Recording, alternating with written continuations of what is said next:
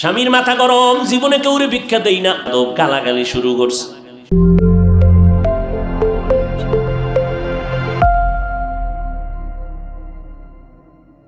হঠাৎ শুনে বাড়ির দরজার মধ্যে আওয়াজ, আল্লাহ করিম, আমারে কিছু ভিক্ষা দেও, আমি 3 দিনের না খাওয়া ক্ষুধার্ত।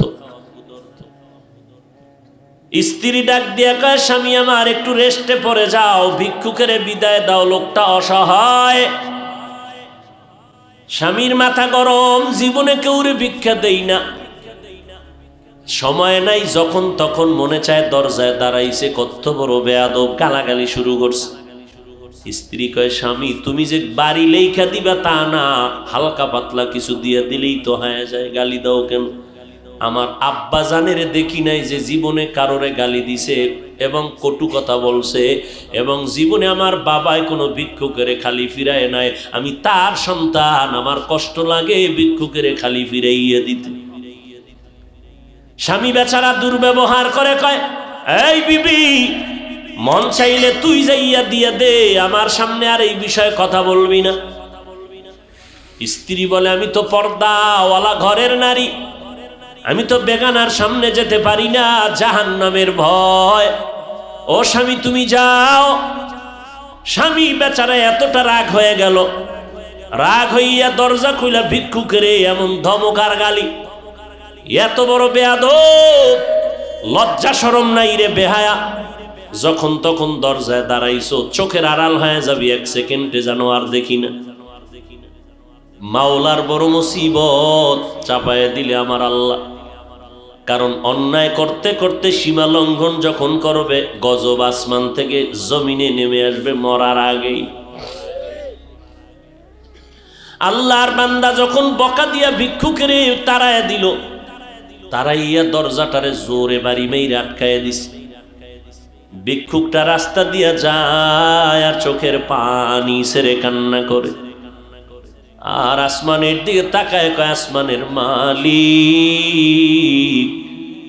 তুমি আমারে এমন গরিব বানাইছো যে মানুষের দ্বারে না গেলে আমার বাচ্চাদের মুখে খানা যায় না। সারাদিন ভিক্ষা করে ঘরের মধ্যে কিছু খানার আয়োজন করি, কিন্তু আল্লাহ, এই দুনিয়া মগো গরিবের কেউ নাই, তুমি এমন গরিব বানাইছো, তবে তোমার কাছে আজকে একটা কলিজায় মানাইতে পারি না, বিচার দিয়া গেলাম। ওই লোকটা টাকাওয়ালা, আমারে ভিক্ষা দিবে না বললেই তো হইতো, আমারে এতগুলো গালি কেন দিল, আমি সহ্য করতে পারি না, মইরা যাইতে মনে চায়। আর দুনিয়ায় কেউ আমগো জুলুমের বিচারও করবে না, মালিক তোমার হাতের দ্বারা বিচারটা চাই। গরিবের কান্না কবুল হয়ে গেছে, জাগাত কবুল। চোখের পানির বর্দ আমার মারাত্মক, চোখের পানির বর্দ বড় মারাত্মক। বড় বড় বড় বড়রা কেন এত বিপদে পড়ে, কোন গরিবের জানি কান্দাইছে। চোখের পানির বর্দা জাগায় কবুল হয়ে যায়, আর সে আজিমে মাঝখানে পর্দা থাকে না, এবং কবুল হওয়া মাত্র গজব শুরু হয়ে যায়। আল্লাহর বান্দা কান্না করেছে, ঘরের মধ্যে তুমুল ঝগড়া শুরু হয়েছে। এবার স্ত্রীকে ডাক দিয়া তর্কে তর্কে তর্কে তর্কে, স্বামী বেচারা গরম, ব্যবহারের কোনো আদব নাই, ধমক দিয়া কয়, আমার ঘর থেকে বের হয়ে যাও, আর আমার ঘরে থাকবি না, আমার ভাত তোর জন্য হারাম করে দিলাম, তালাক দিয়ে দিলাম। নিয়ামত আল্লাহ দিছে, লাথি মেরে সেই নিয়ামতের তাড়ায় দিছে। আমার আল্লাহর ওয়াদা, ওয়ালা ইন কাফারতুম ইন্না আযাবি লাশাদীদ, গাদ্দারি করবি, কঠিন শাস্তির মুখে পড়তে হবে। কপাল থেকে নেককারিনী মহিলা তালাক দিয়ে দিল, কপাল খারাপ। অনেক মানুষ গ্রামে কয় সুখে থাকতে, বড় কঠিন। আল্লাহ শান্তি দেয়, মানুষ লাথি মাইরা তারায় দেয়, শান্তি লাগে না। আল্লাহর বান্দি চোখের পানি ছেড়ে কান্না শুরু করলেন, কারণ জাতের মাইয়া যারা, জাতের অজাতের না, জাতের যারা মাইয়া এরা টাকার দিকে তাকায় না, সম্মান আর ইজ্জতের দিকে বড় নজর করে। আমি জাতের মেয়ে, জীবনে কলঙ্ক আসবে কেন? স্বামী খারাপ পাই ভালো পাই, জীবনে আমার স্বামী হবে একজন, আর কেউ না। কলঙ্কের বোঝা নিতে চাই না, কে তার কান্না থামাবে? বাধ্য হইয়া আল্লাহর বান্দি কান্না করে করে করে করে বাবার বাড়ি চলে গেল। ও বাবা, আমার কপাল খারাপ, আমার স্বামী আমারে বিদায় করে দিয়েছে। বিয়ার বর হতে আজ পর্যন্ত স্বামীর খেদমতে কোনো ত্রুটি করি নাই, কিন্তু এক গরিব ভিক্ষুকের সুপারিশ করতে গিয়ে আজ আমার তালাকের স্লোগান চলে আসলো। বাবাও বড় ভালো সন্তান, কন্যাকে সান্ত্বনা দিয়া কয় ধৈর্য ধারণ কর, কোরআন তেলাওয়াত কর, মালিকের ফয়সালার অপেক্ষায় থাক। দীর্ঘ 1 বছর আল্লাহর বান্দি ঘরের মধ্যে পর্দা রক্ষা করে, কোরআন তেলাওয়াত করে, আর মাওলার দরবারে যায় নামাজে কান্দে। আল্লাহ, চাইছিলাম স্বামীটারে আমি হেদায়েতের পথে নিব, পারলাম না, কপালে নাই। আল্লাহ, তুমি এমন একজন স্বামী যদি আমারে কপালে রাখো, যেই স্বামী দিনদার হবে, একটা দিনদার স্বামী মিলায় দাও। দীর্ঘ 1 বছর পরে বিয়া হয়ে গেল, একজন দিনদার স্বামী পাইল। যদিও টাকা নাই, বাড়ি নাই, গরিব, কিন্তু আমার মাওলার বড় আশে। স্ত্রীর ওজুর পানিটা আগাইয়া দেয় আল্লাহ, স্ত্রীর গোসলের পানি আগায় দেয়, বাথরুমটা নিজে ধুইয়া দেয়, খানার প্লেটে গিয়া খেদমত করে, রান্নাঘরে গিয়া খেদমত করে। আল্লাহ, আমার মায়ার নবীর কেমন আদর্শ! আম্মা জান আয়েশা বলে, পাক করতেছি, নবী আয়েশা খেদমত করে, তরকারি আগায় দেয়। নবী একদিন বাজার থেকে রান্নার মাল কিনা নিজে হাতে কইরা নিয়ে যায়। একজন সাহাবী দৌড়ে কয়, নবী আপনি তো রহমতুল লিল আলামিন, আপনি কেন নিবেন? ডাক দিয়ে কয়, সাহাবী, দায়িত্ব আমার, আমাকে পালন করার সুযোগ দাও, আমার দায়িত্ব পালন করতে হবে, আমি রহমতের নবী। এরে নবীর উম্মত, স্বামী এখন নামাজের আগে স্ত্রী কয় নামাজ পড়বা, রান্না বাড়ি বন্ধ। এক বেলার নামাজও জানো টাইমের থেকে উল্টা পাল্টা না হয়।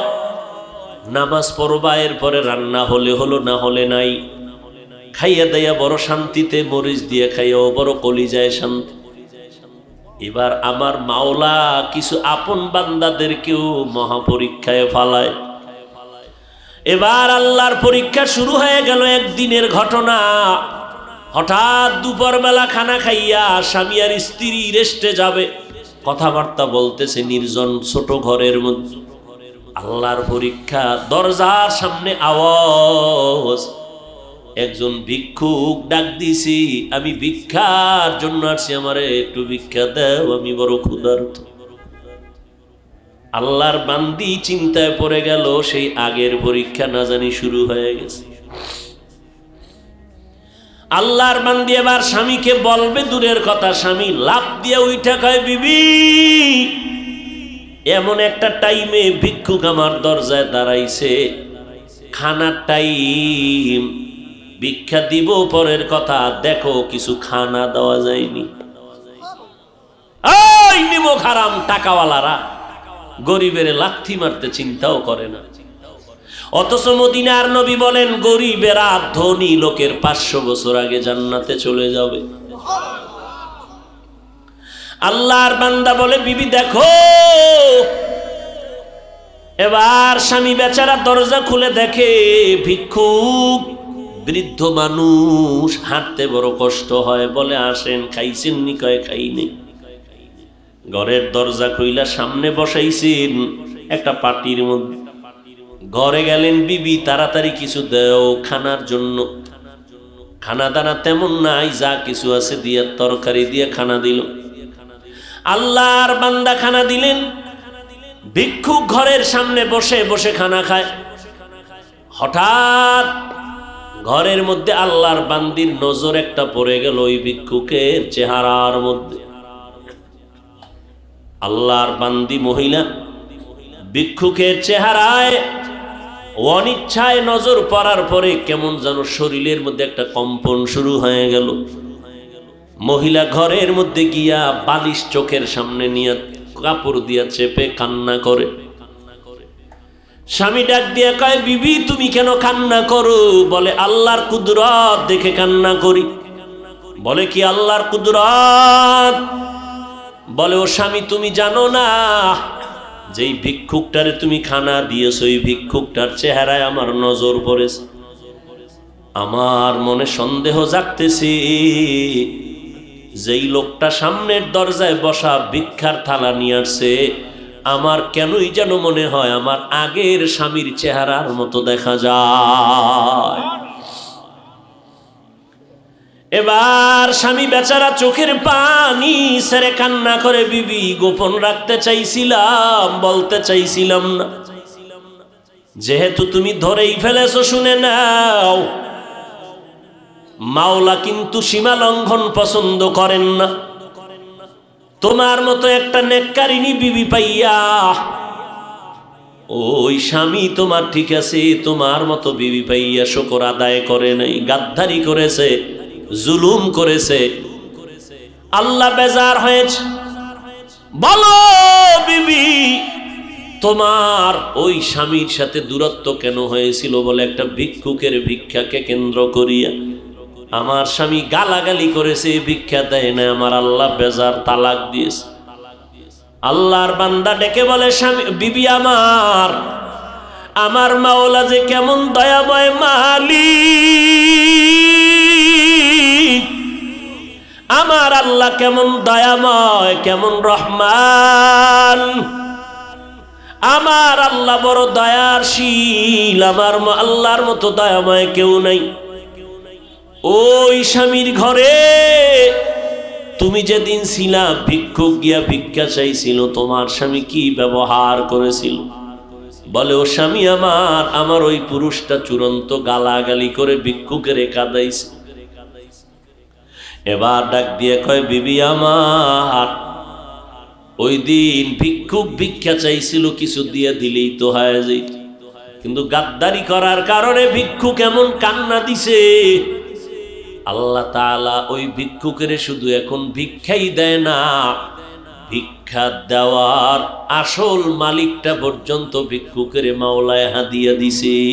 ওই দিনের ভিক্ষুক আর কেউ না, আমি স্বামী ছিলাম ওই দিনের ভিক্ষুক।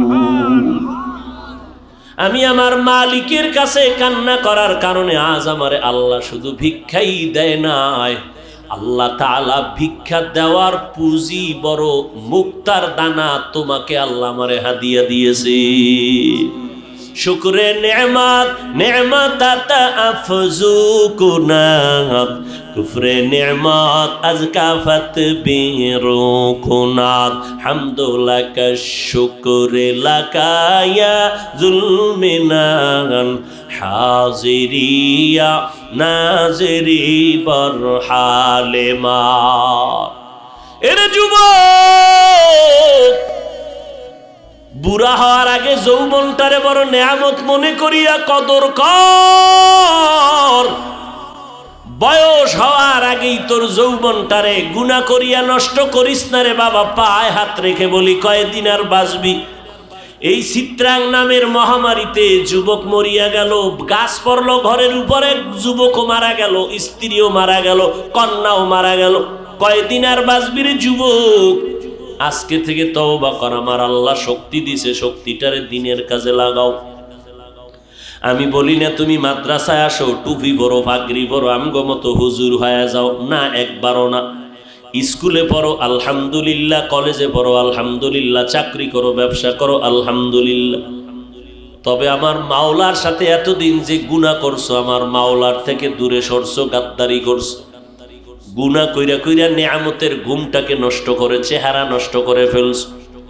আজকে থেকে তওবা করে নেও, মা বাবার দোয়া নিয়ে চলবা, 5 বেলার নামাজ ছাড়বা না। তোমার মতো যুবক স্কুল কলেজে পড়ে, 5 বেলার নামাজি অভাব নাই, তুমি কেন পারবা না? তোমার মতো বান্দা কৃষি কাজ করে, নামাজ ছাড়ে না, ড্রাইভারি করে, নামাজ বাদ দেয় না, তুমি কেন পারো না রে বাবা? আল্লাহর ধরাটাকে তুমি স্বাভাবিক মনে করছো, আল্লাহর কোরআনটাকে মিথ্যা মনে করেছো। আমার আল্লাহর ধরা বড় কঠিন, আমার আল্লাহর কথা সত্য, সব কোরআনে বয়ান আছে। কি অন্যায় করলে কি শাস্তি হবে আল্লাহ সব বলে দিয়েছেন। আজকে তুমি বাহাদুরের মতো চলো না, যেদিন সাদা কাপড়ে ডুববা সব বাহাদুরি বন্ধ হয়ে যাবে। অন্ধকার কবরে গেলে ওই সময় বুঝবা অন্যায় করার কেমন স্বাদ। অতএব আল্লাহর কোরআন সত্য মনে করিয়া, নবীর কথা সত্য মনে করে, ওলামায়ে কেরামের কথা সত্য মনে করিয়া আল্লাহর কাছে তওবা করে নাও। মনটাকে বুঝাও রে মন। আমার মতো যুবক জীবনে মাদ্রাসায় পড়ে না, আলিফ বাতাও জানে না, স্কুল কলেজে পড়িয়াও যদি নামাজ পড়ে আমি কেন পারি না? কপাল আমার এত কেন খারাপ? আমার মতো বান্দা যদি ড্রাইভারি করে, র্যাব, আর্মি, পুলিশ, বিডিআরের চাকরি করে, কোটি টাকার ব্যবসা করে, নামাজ পড়ে আমি কেন পারি না? এরে আম্মা জানের, আপনার মতো বহু মা এখনো এই এলাকার মধ্যে আছে, 5 বেলার নামাজ পড়ে, রাতে তাহাজ্জুদের নামাজও পড়ে, পর্দা করে, হালাল খায়, বেপর্দায় কোথাও যায় না। ও আম্মা জান, আজকে সময় আছে, তওবা করে নেন। বৃদ্ধ বাবাজিরা আল্লাহর কাছে তওবা করেন। কয়দিন আর বাঁচবেন? মরণের আগে তওবা করে নেন। আজকে থেকে নামাজ ছাড়বেন না, বেপর্দায় চলবেন না, দাড়ি কাটবেন না, জবানের দ্বারা গীবত শেখায়াত গালাগালি করে গুনাহগার হবেন না, হাতের দ্বারা জুলুম করবেন না, মা বাবার দোয়া নিয়ে, ওলামায়ে কেরামের পরামর্শ নিয়ে আমল করবেন, 5 বেলার নামাজ পড়বেন। গলায় ছুরি আসলে মরে যাব, তারপরও নামাজ ছাড়ব না। তবে সবার কপালে তওবা নসিব হবে না। আমার নবীকে 13 বছর দেখলো, বয়ান শুনলো, তারপর আবু জাহাল কালেমা পড়ে নাই। এই জমিনে কিছু শক্ত অন্তরওয়ালা থাকবে, কোনো বয়ানে তাদের দিলটা নরম হবে না, তওবা করার ভাগ্য হবে না। তবে 2-1 আল্লাহর বান্দা মরণের কথা স্মরণ করিয়া যদি তওবা করে, আল্লাহকে ডেকে ডেকে বলে, হে মালিক, এই ময়দানে আমার মতো গুনাহগার কেউ নাই। গুনার কারণে হাত না পাক, চোখ না পাক, জিহ্বা না পাক, অন্তর না পাক। এই অবস্থায় যদি তওবা না করিয়া কবরে যাই, ওই অন্ধকার কবরে কেউ নাই, কেউ নাই। অন্ধকারের ঘর, মাটির ঘর। আল্লাহ পাকের দরবারে যদি জবাব দিতে না পারি, গ্রেফতারি পরোয়ানা শুরু হয়ে যাবে। ওই কবর জাহান্নামের আগুনে ভরে যাবে। আল্লাহর কাছে তওবা করো। মরিয়া গেলে যাব, হায়াতের মালিক আল্লাহ, ইজ্জতের মালিক আল্লাহ, রিজিকের মালিক আল্লাহ। জীবনে মরলেও আর নামাজ ছাড়বো না, বেপরদায় চলবো না, মা বাবার বিরুদ্ধে যাব না, ওলামায়ে কেরামের বিরোধিতা করব না, আহলে হক ওলামাদের পরামর্শ নিয়ে চলবো, দেশ ও জাতির বিরুদ্ধে ষড়যন্ত্র করব না। তওবা করার মতো যদি অন্তর তৈরি হয়, মুনাফিকি যদি না থাকে, খাঁটি তওবার অন্তর যাদের অন্তরে আছে, নিয়ত আছে, আল্লাহর মোহাব্বতে 2 হাত আমার আল্লাহকে দেখাইয়া দাও।